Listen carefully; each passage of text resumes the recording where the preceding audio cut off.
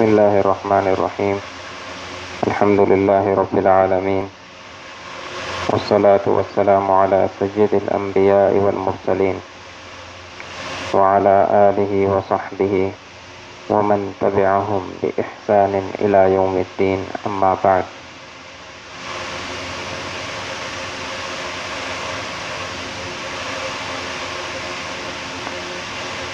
وقد قال الله سبحانه وتعالى: بسم الله الرحمن الرحيم. إنا أنزلناه في ليلة القدر وما أدراك ما ليلة القدر ليلة القدر خير من 1000 شهر تنزل الملائكة والروح فيها بإذن ربهم من كل أمر سلام هي حتى مطلع الفجر.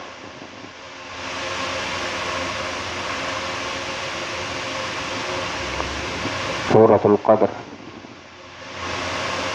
یہ معروف صورت ہے اور اس کا ترجمہ بھی بہت سے لوگوں کو آتا ہے. بسم اللہ الرحمن الرحیم. انا انزلناہ فی لیلۃ القدر. انا بے شک ہم نے انزلناہ اسے نازل کیا ہے، یعنی قرآن کو، فی لیلۃ القدر، لیلۃ القدر میں. لیلۃ القدر کا کیا مطلب ہے؟ قدر کے کئی معنی ہوتے ہیں. یا تو لیلۃ القدر کو لیلۃ القدر اس وجہ سے کہتے ہیں کہ اس رات تقدیر کے فیصلے ہوتے ہیں. قدر بمعنی تقدیر، کیونکہ اس رات کو سال بھر کی تقدیر کے فیصلے ہوتے ہیں، جیسے کہ آگے ذکر آئے گا.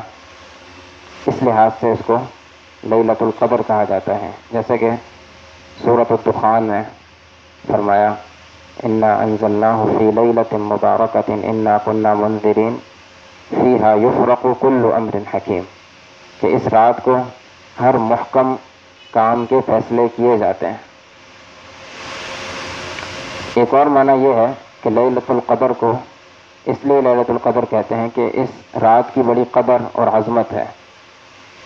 جیسے کہ اس سورت کے اندر بیان ہوئی کہ یہ رات 1000 مہینے سے بہتر ہے اور اس میں فرشتے نازل ہوتے ہیں اور یہ سلامتی والی رات ہے.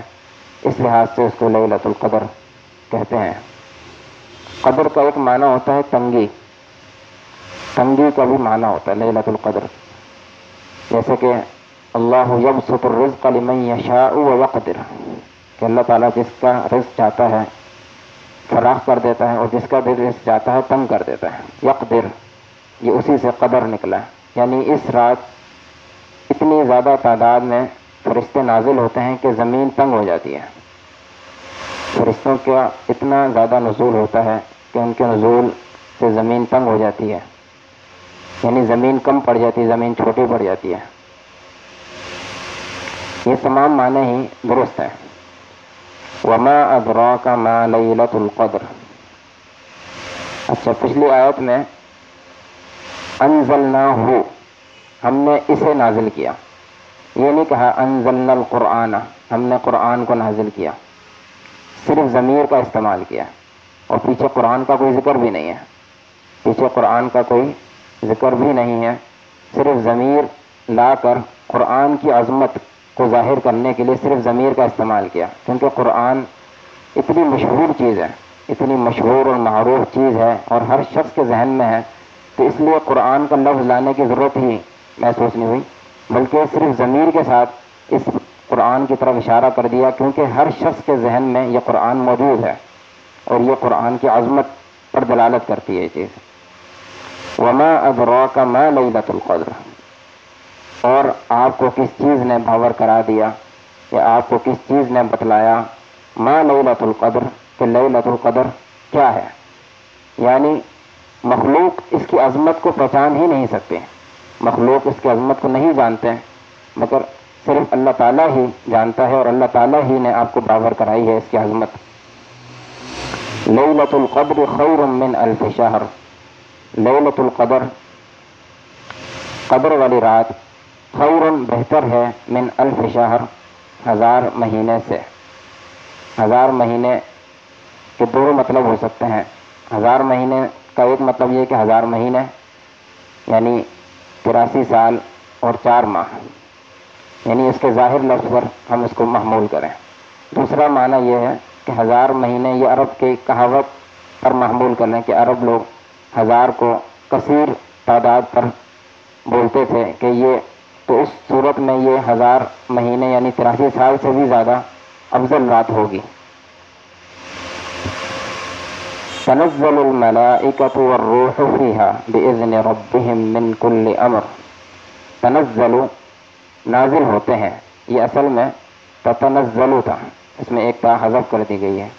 تنزل الملائکۃ یعنی فرشتے نازل ہوتے ہیں، والروح اور روح یعنی جبریل علیہ السلام، فیہا اس رات کو، بإذن ربہم اپنے رب کے حکم کے ساتھ، اپنے رب کے حکم کے ساتھ. اذن کہتے ہیں حکم کو.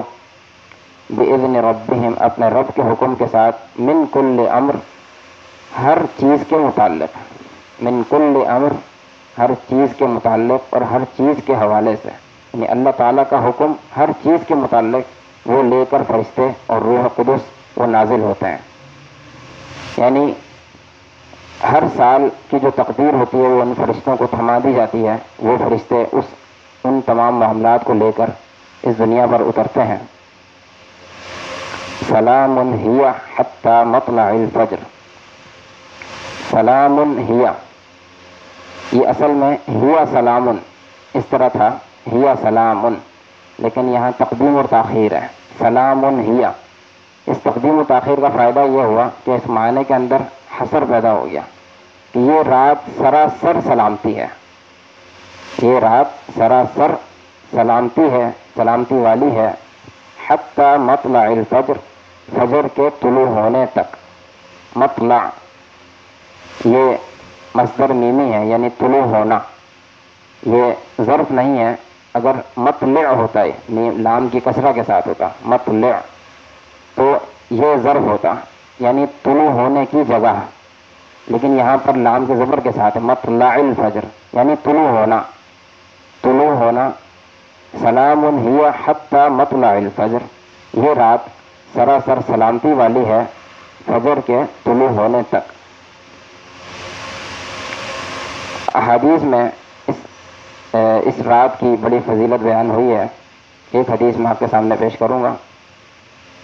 آپ صلی اللہ علیہ وسلم نے فرمایا، من قام لیلۃ القدر ایمانا واحتسابا غفر له ما تقدم من ذنبه.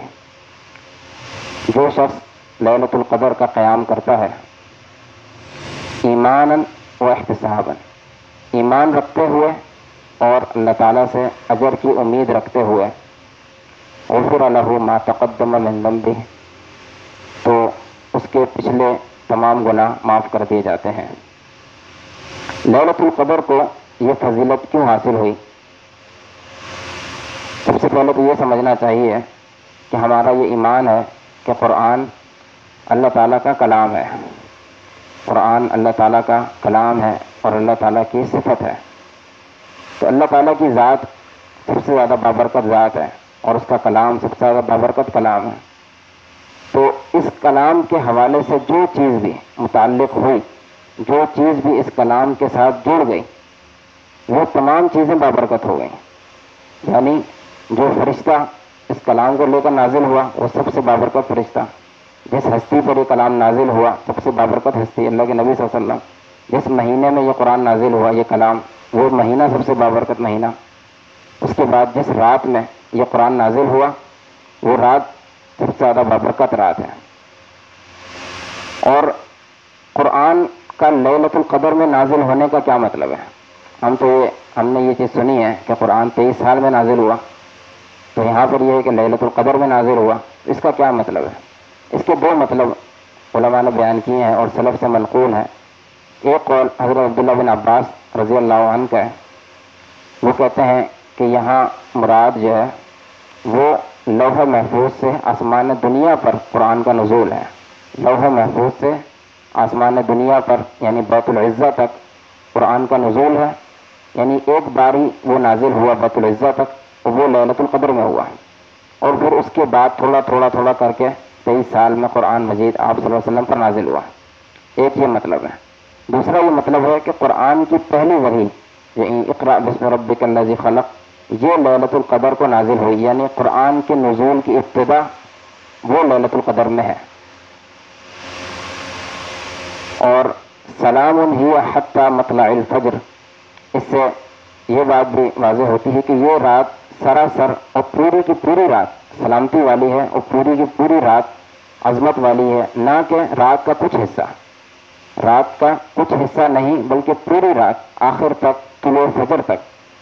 حتیٰ کہ بعض علماء نے یہ بھی کہا ہے کہ یہاں پر حتیٰ کا لفظ استعمال کیا ہے، اور حتیٰ کے بعد جو غایت آتی ہے وہ اس میں داخل ہوتی ہے، یعنی کہ طلوع فجر والا حصہ بھی رات کے اندر ہی شامل ہے، یعنی فجر کی نماز بھی اس فضیلت کے اندر شامل ہوگی، یعنی فجر کی نماز بھی اس فضیلت کے اندر شامل ہوگی۔